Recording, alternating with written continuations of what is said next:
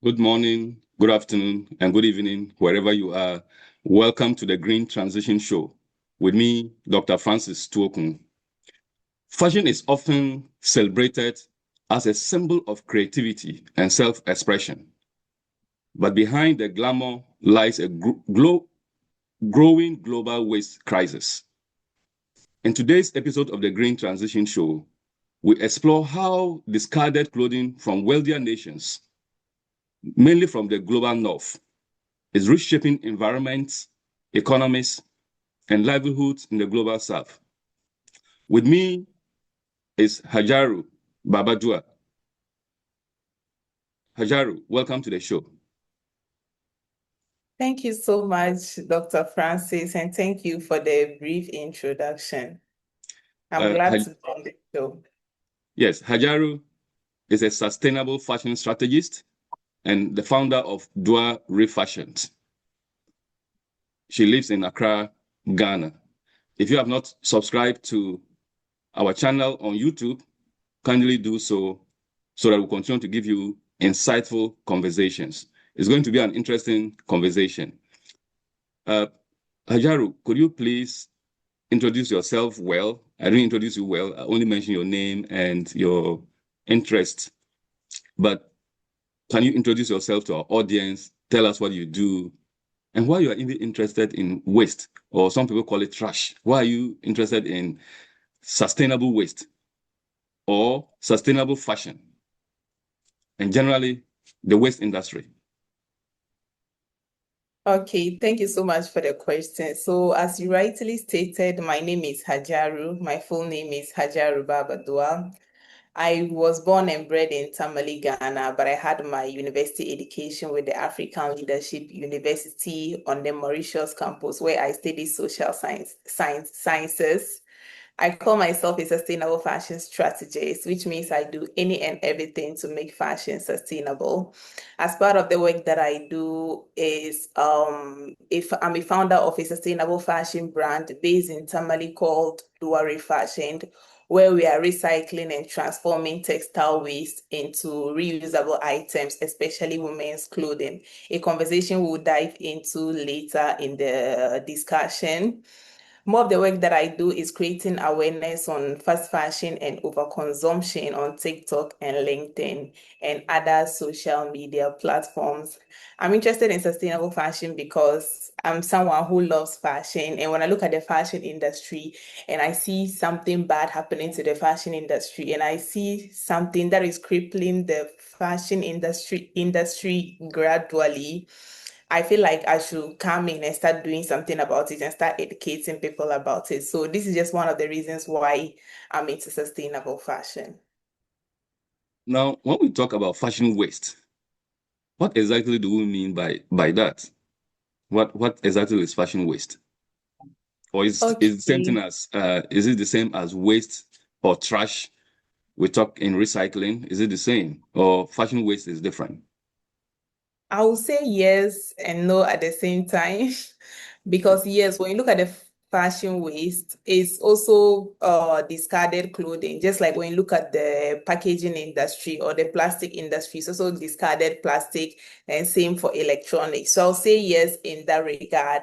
But when you look at the fashion waste is spanning from a place where we unconsciously don't even know that this is waste. A lot of the people, in fact, 90% of people who buy and wear clothes, consumers of fashion, they do not know that at some point in time, their purchasing habits influences if this fashion end up being waste or not. They are unaware of the consequences that comes when they dispose their clothes.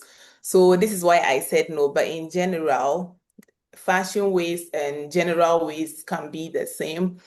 And also, when you look at the fashion waste, it also has to do with the overproduction that is happening from fast fashion brands. So any cloth that cannot be used anymore, that cannot be recycled from the production to the distribution to the consumption stage, there are a lot of fabrics and a lot of fashion in the industry that are not being used anymore. And literally, even the producers are being confused on where to where to take this waste or what to do with this waste. That's why it end up to global south countries like Ghana.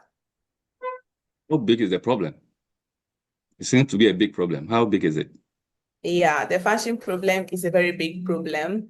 I know a lot of people who don't know about the industry think that this is just a bad philosophy and like we are having a whole lot of other issues like plastic waste and a lot of things. Why are we meant to focus on the fashion waste? And I can even remember the last year I was working with a sustainable fashion organization and we're talking to the government to negotiate on policies to help the sustainable fashion industry. One of the conversations or one of the points that they raised was the fact that we have an unemployment issue in Ghana. So we can't leave our unemployment issue and focus on fashion waste. That's not going to make sense to us as a continent. And I remember telling them that the fashion waste and the unemployment waste can be treated as one entity instead of looking at it separately. Because when you need people to upcycle clothes, when you need people to make sustainable, when you want to upcycle clothes and make sustainable clothes, you're going to need people to do that, and you're going to be empowering them economically and socially. So this was one of the points that we raised to them. And when you also look at some of the global statistics about fashion waste, the world produces 100 billion of clothes every year. And at the same time, every second, a truckload of clothes is being taken to the landfill. So from when we started this call till now, that's 7 minutes. We are having like 7 times 60, and that's the number of truck or loads of clothes that has been taken to the landfill.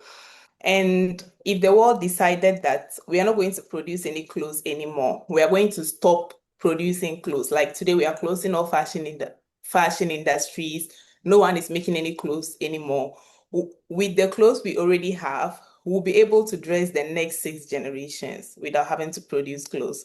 So this is the magnitude of the problem. You also realize that the fast fashion industry or the fashion industry in general constitute about 10% of global emission waste, and that is more than the maritime and shipping industries combined.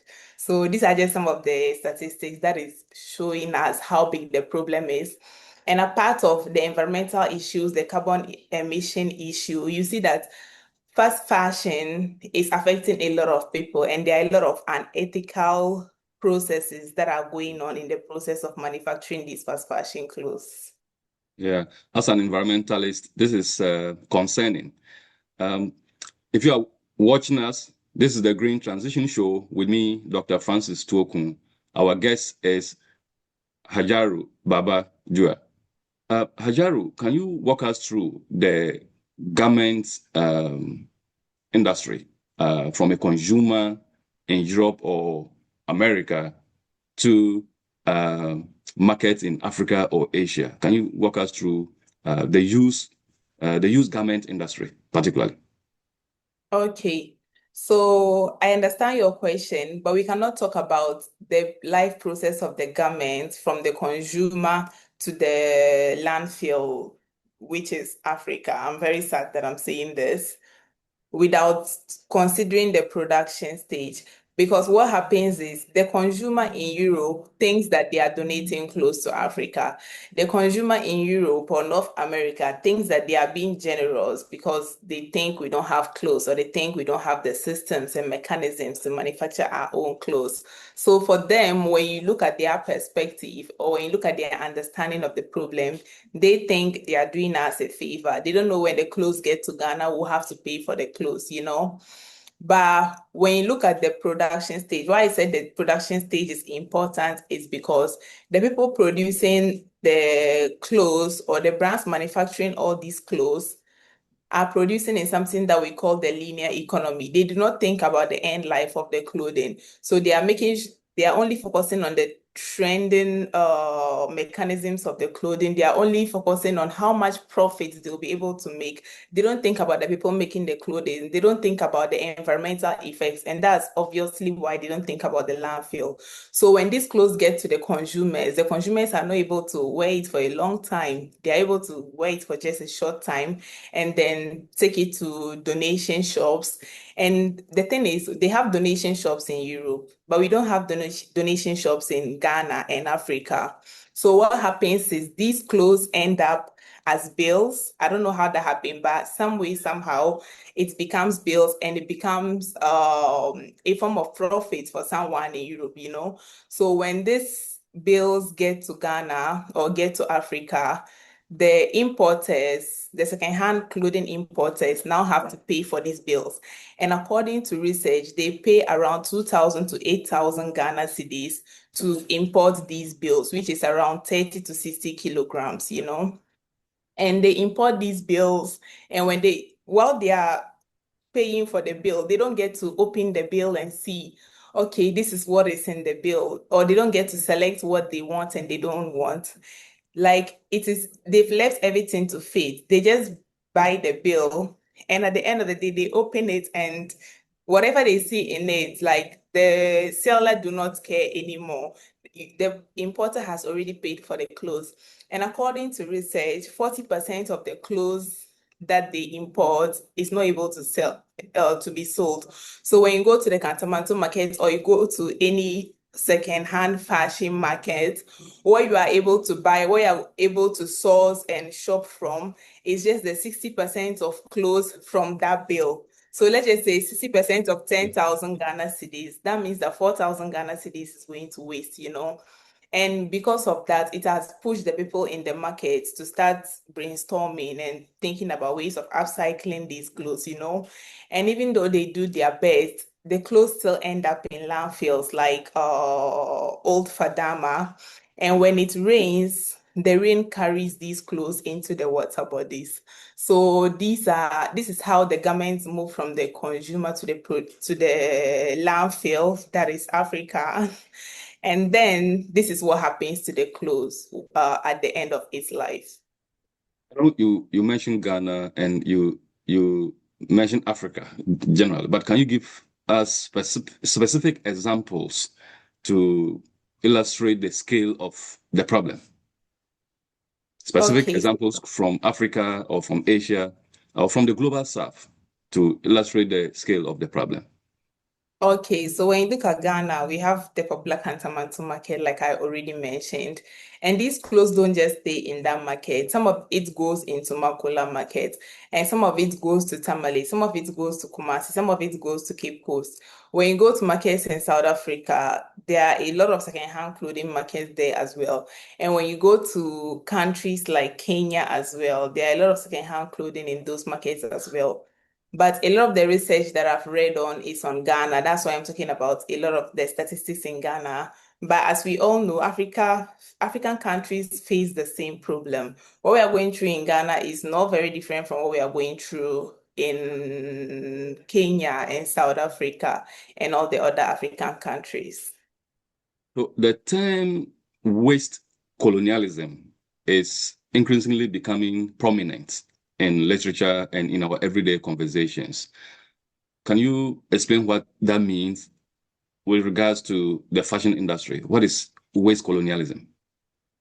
Okay, so waste colonialism in the fashion industry is a situation whereby a developed country sends or dumps waste onto a less developed country and then making them suffer the economic and social burden of it.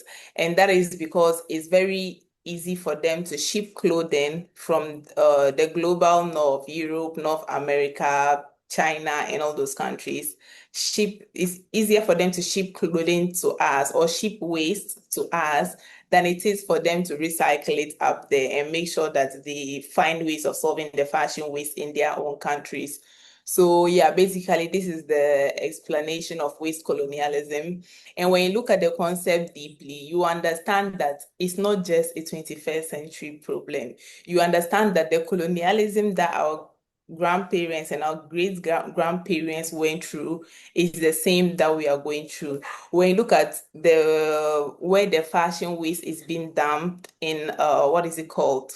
Kole Lagoon inside Accra, you realize that centuries ago, that same landfill was used to dump electronic waste from these same countries. So that has been a pattern. That has been like a repetitive pattern of the global north dumping clothes on the global south and just leaving it to us for us to figure out how to solve it and suffer the economic and social problems of it. How has been the impact over the years on our textile industry or on our local industries in Ghana or Africa or generally the global south? There has been a lot of impact because right now, the average young person in Ghana and Africa, they have more clothes from the global north than clothes in Africa. You see, the colonialism pattern is repeating again because as Africans, we produce our own clothes. And I'm not shaming anyone. Like we are all into this, we have all fallen trap of this because this is a system we have been put into. But I just feel like consumers should be more aware of it. It's when you are in a system and you are aware of it, it's much better than being in the system and not even know that Yeah. you are going something like this, you know? Yeah, so I feel like it boils back to the colonialism issue. It has really affected our textile industries. It has made our textile industry and our fashion industry become so expensive because when someone goes on Shein and they can buy a top for $1, they can buy a jean for $5. What makes you think they're going to come to buy from my sustainable fashion brand where I'm selling for $35, you know? But you see, the $1 jean that you are buying is you're just going to be able to wear it twice or three times, and then you are going to dispose it off, and it's going to cause harm to the environment. And you're going to have to go to buy new clothes. And the $35 dress or pants you would have bought from me or any other sustainable fashion brand, you'll be able to wear it for a long time. And you might be able to even pass it on to the next generation, your sisters, your children, you know. So I think that, like I said, it's just with the awareness. We don't think about the awareness part of it. We just think that, oh, because it's cheap right now, I want to get it. And that's the problem. The youth of our continent today, we want instant gratification. What you are suggesting is that we should wear more of the fugus, more of the kentes, and our local materials, and wear less of what I'm wearing, the suit, right? And so from And now I'm on, I'll wearing, stop. I think from now on, I'll stop wearing suits and then wear more you fugus. sure? Yes, yes. So is it safe to say that with what is happening, it can be classified as an environmental injustice? Hmm. Fast fashion is an environmental problem and it's also an injustice problem. So I think that yes, it can be classified as an environmental injustice problem. And this environmental injustice is not just happening to the environment, it's also happening to people at the same time, you know? So when you look at all the concepts that I've explained already, the life cycle of the garment, when it moves from the consumer in Europe and it comes to Ghana, there's someone, an import or a bill buyer who has to go and pay for the clothes and take it and then lose 40% of their money, you know. There's an upcycler in Kantamanto who now have to figure out what they are going to do with these garments, you know. There's a Kaya girl in the market who has to carry the 30 to 60 kilograms of bill and then transport it to somewhere, you know. And even the water bodies, when these clothes are washed into the water bodies, we are using the same water bodies to cook our food and do our household chores. That is why there's an increasing conversation about microplastic because you realize that because these brands are doing fast fashion, because they are following trends, they don't have the time and the care to use sustainable materials like cotton and wool. What they can do is they are using fast fashion materials, which is nylon and polyester, and which is just a fabricated way of plastic. In fact, polyester is called the chameleon fabric because with polyester you can make it look like cotton, you can make it look like silk, you can make it look like any kind of fabric that you want it to look like, but it's still polyester. And the more you wear these clothes or the more you have polyester around you, you are going to start consuming microplastic. And these are some of the effects this is having on the people. And when you look at the environment, like we said, we all know how long it takes 100 years for a plastic garment or a plastic packaging to decompose, right? Yes, so this is another effect it has on the environment. And let's think about our species in the water bodies. When we are buying these clothes and these clothes are being washed into our beaches and our seas, what is happening to the entire ecosystem in the water? The fishes, all the animals in the water, they are also inhaling microplastic and they are taking in microplastic. And then we end up fishing this food. We end up fishing the fishes. And then that's what we use to make our own food and we also eat it.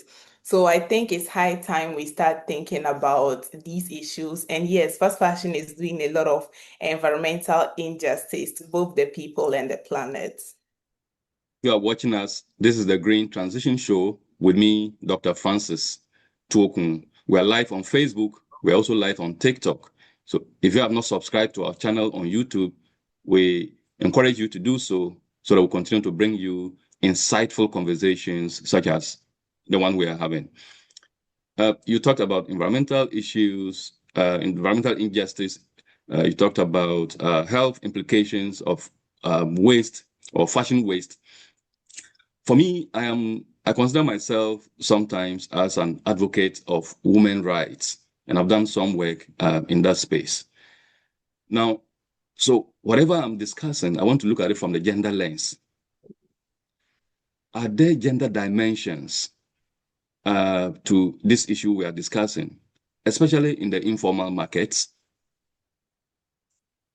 Okay, so in 2020, the Naza Plaza in Bangladesh, which is a factory that is manufacturing 5,000, fast fashion clothes, the factory collapsed. And when the factory collapsed, 1,100 people died from that factory because obviously the factory collapsed because it was not in good condition. And out of that 1,100 people, 90% of that number were women or young women aged between 18 and 24.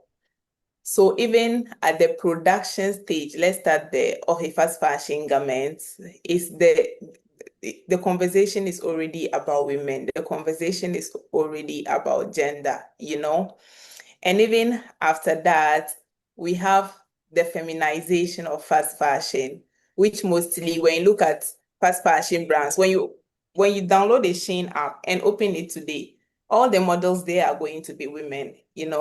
So women are used to portray this, and women are seen to be like, oh, they are the consumers, or they are the easily to be manipulated. So let's use them as our target market and let's sell these clothes to them. And it's actually working. And when you go further to after the clothes are being bought and then the consumers are unable to use it and it goes to the landfill. Like I said in the beginning, these clothes, when they get to Kantamanto, the young girls who migrated from the north to south, that's from northern region in Ghana to Accra, Kumasi, they are the ones carrying these bills, and they are the one suffering the physical pain of these bills. So the conversation is very, very much gendered from the production stage to the consumption stage to the disposal stage. In fact, even when you look at the production stage, a lot of the women who are producing the garments are women. And these women are the same people who have to cater for their families. A lot of them are using the money that they are earning. And when you look at the money they are even earning, there are a lot of conversation about how that money is not even dignified, how that money is not able to even give someone a fulfilling life. They are earning $0.5 an hour, and wages like that, which is very bad. And when you even look at the environmental pollution of fast fashion, when the water body is polluted in our cities, who goes to the water bodies to fetch water and go home and feed their children? It's Yeah. the women. So the woman now has to go extra mile. So everything about fast fashion does affect women when we actually look at it at a deeper level. Yeah, so it means that fashion has an implications on health, it has an implication on the environment, and then climate change, isn't it? Yes, Now, please. you agree with me that many brands promote recycling and sustainability, or promote recycling and sustainability. Are these claims credible? We hear recycling, sustainability all the time. Are these claims credible? I feel like a few of them are credible, but I feel like a lot of them are just greenwashing. And greenwashing, if you don't know what greenwashing is when a brand is claiming to be sustainable or is claiming to be eco-friendly, when in reality it's not eco-friendly and it's just basically marketing tactics, you know. I feel like some of the brands are really intentional, especially the new brands that are coming out and trying to foster sustainable fashion and trying to use natural materials and try to produce long-lasting clothes that people can wear and wear again for a long period of time. Those brands are definitely sustainable, and those brands should go for certifications, you know, to really show that their brands are sustainable. But you see a lot of brands out there, especially the fast fashion brands. You see Dior coming out with its sustainability framework. You see Shein recently, Shein that produces the worst of fast fashion, had the guts to what is it called, to release a circularity report, you know, and we are like, if Shane is releasing a circularity report, what does it even say about the work we are doing? Is it some sort of joke or what? And after a lot of backlashing came from the consumers and social media, they had to take that report down, which was so funny. But that's just by the way. So yes, a lot of brands are claiming to be sustainable and they are not. And a lot of the work that I do, I'm always telling young people that we have the power. It might look like these brands are so powerful, there are no policies governing us, we don't have anything to do. It might look like that, but I don't think that is the situation. We do the consumption, and our monies are our purchasing power. And if we stop purchasing, these brands will not be able to do all this production, you know. So I'm always telling consumers that you have to know what you are wearing. You have to be aware of your fashion choices and your shopping choices, you know, because when you take a garment or when you go to buy a garment, you have to look at the label. There are labels for a reason. And when you look at a lot of the labels, you might not realize it, but when you look at a lot of the labels from the fast fashion brands, you see a Caesar's icon on the label. Do you know what that means? Tell us. So the Caesar's label, they are telling you to cut off the label. And the reason why they are telling you they are instructing you to cut off the label is because they don't want to be held accountable. They don't want to be held responsible, you know, because they know that very soon their garment is going to end up in the landfill. And then if someone comes to pick the garment to look at the label and the label has been cut off, they won't know if it is from Shein or Zara, and they can basically they basically won't be held accountable. That's why they always ask people to cut off the label. But I'm not telling you to cut off the label. I'm just explaining Yes. why there's this icon on it. So what I always tell consumers is check your clothing labels. When it's made from polyester, you're going to see it on there. When it's made of nylon, you're going to see it on there. When it's made of cotton or wool, it will be written on there because you know these brands have to put these materials up there. And when you don't know what polyester means, we are in the era of internet, we're in the era of artificial intelligence. You can literally post a label on ChatGPT or somewhere, and it's going to tell you what that label means. And you can ask it any question about sustainability or the effects of the garments, and it's going to tell you, you know. So I feel like we should not be ignorant. We should I know the brands are doing bad things, but I think that we have the power. I think that we, the consumers, have a bigger responsibility to play in this situation.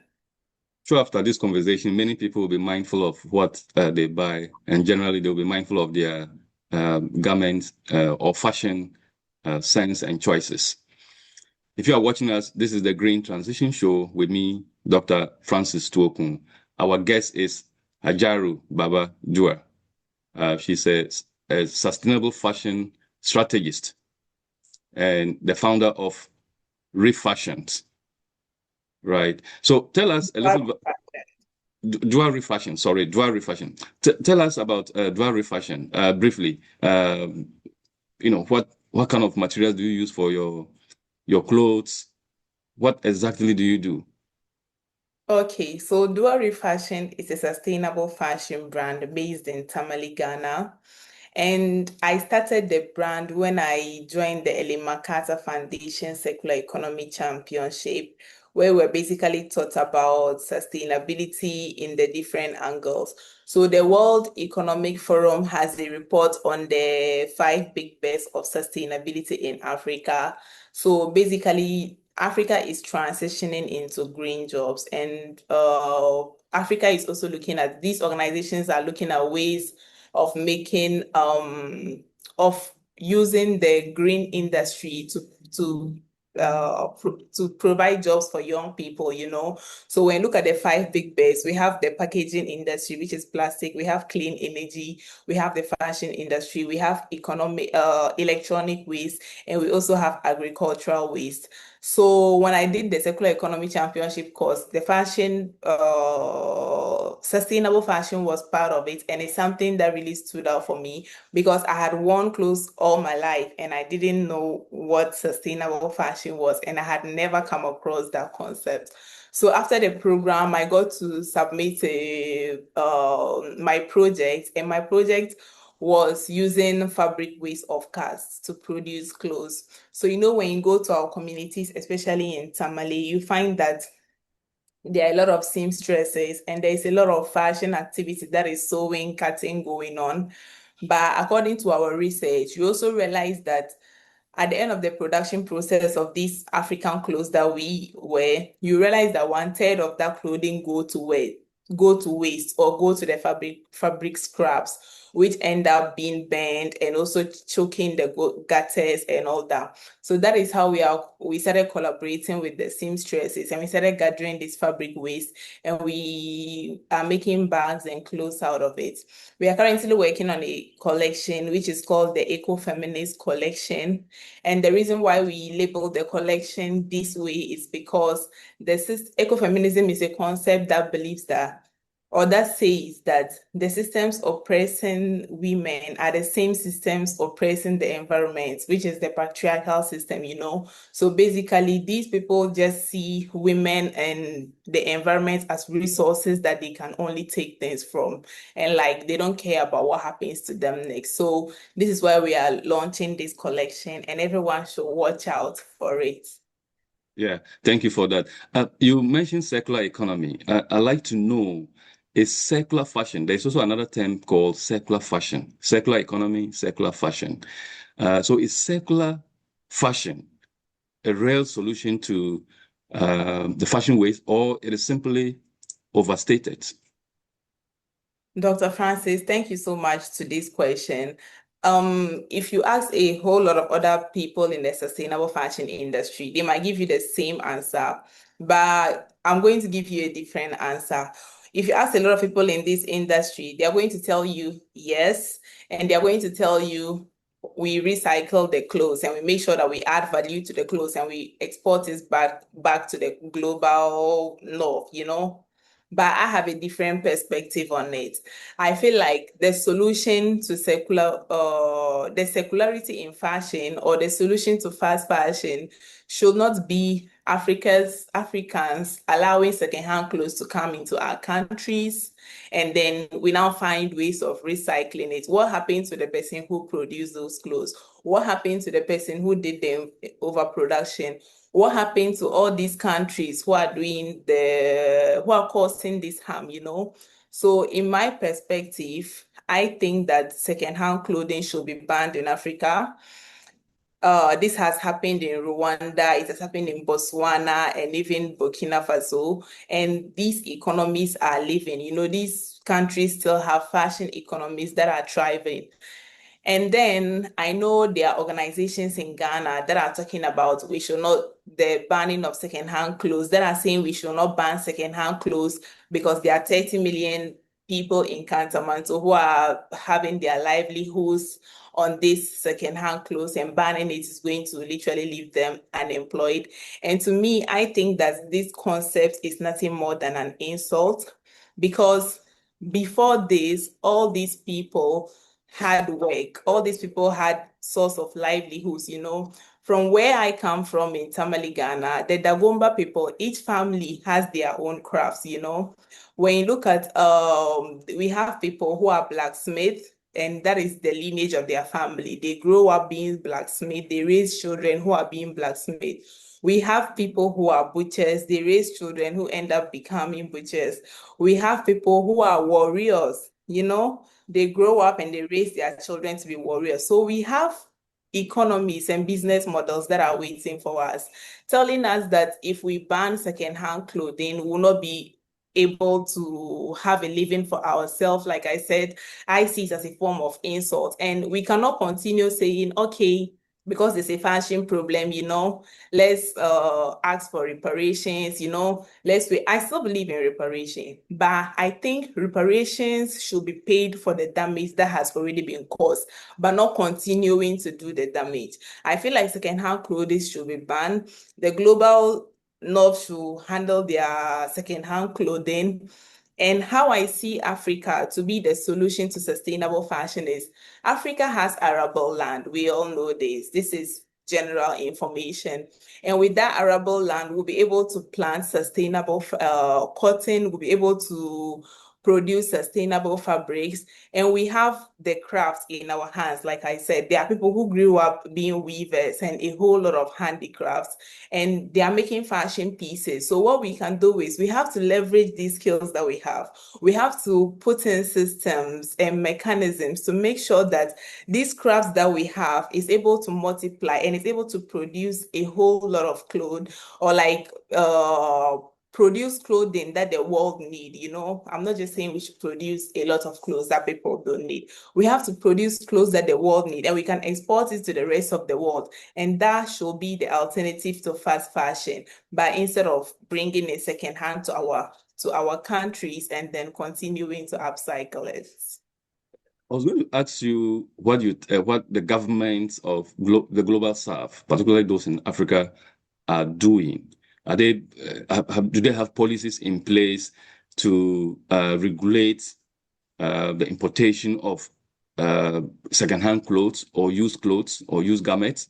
I was going to ask you about that, but the perspective you offered is falls under a term called extended producer responsibility, where the producer is responsible for the life cycle of the product.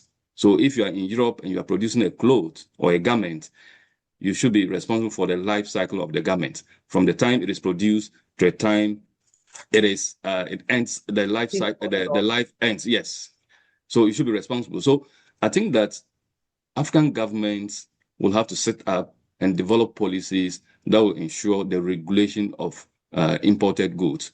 You mentioned a success story in Rwanda, Burundi. What are they doing different that other African countries can emulate or learn from? For instance, Ghana can learn from these countries and then develop their policies to ensure that we don't import waste into our country. Okay, so Rwanda has banned the importation of secondhand clothes in the country. And the reason for that was to make sure that the people buy what is made in Rwanda. Because the government realized that a lot of these young people, like we explained already, are buying into the secondhand clothes because it's so cheap and and it's social media savvy. It makes them look like their favorite influencers and it makes them look down on their own African craft. And as a nation, that says we are fighting colonization and colonialism. I feel like we should not be here.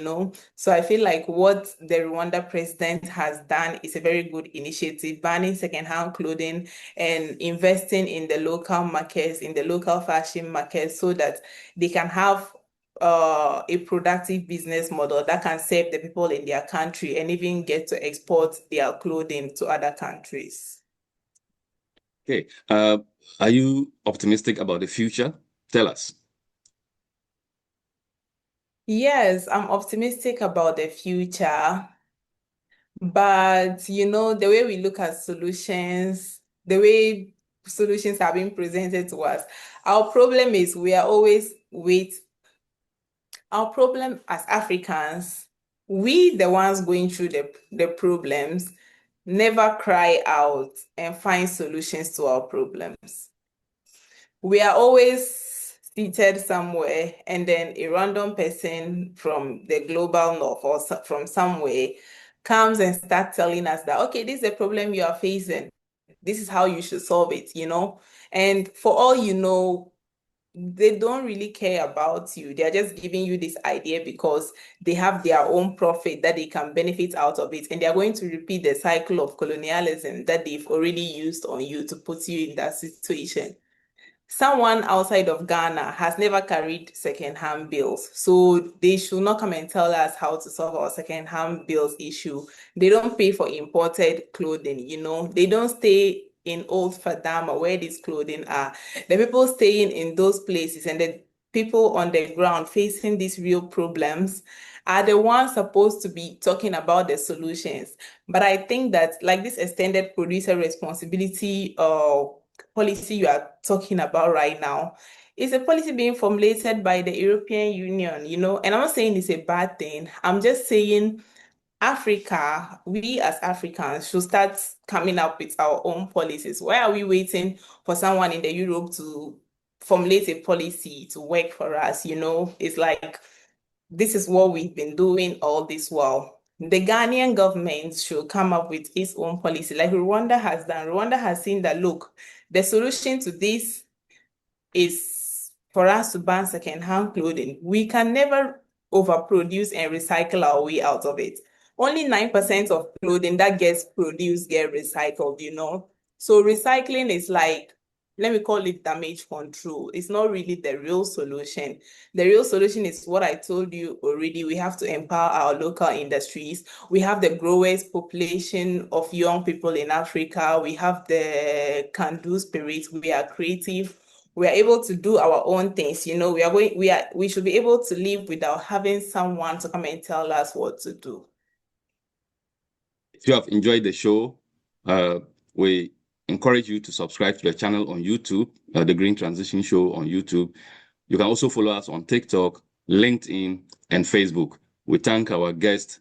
It's been an insightful conversation, and I have enjoyed every bit of it. I hope you have enjoyed it too. We thank you so much for such insightful conversation. Hajaru, thank you so much for coming to the Green Transition Show. We appreciate your time and your insights.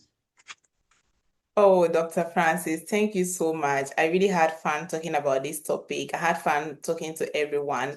And I also want to say thank you so much to my friends and family who are joining right now and everyone who took time out of their busy schedule. I hope that you've left this session with something valuable that is going to inform your perspective on fashion and shopping. And if you've not taken anything away, I just want to tell you that before you buy that piece of clothing, which is costing $2 or $5, know that there's a Kaya girl in Ghana who is going to suffer it. Know that there's a young girl in Bangladesh who is going through the production effects of that all. Thank you so much. Thank you so much, and we hope to see you again soon. Okay, bye. Bye.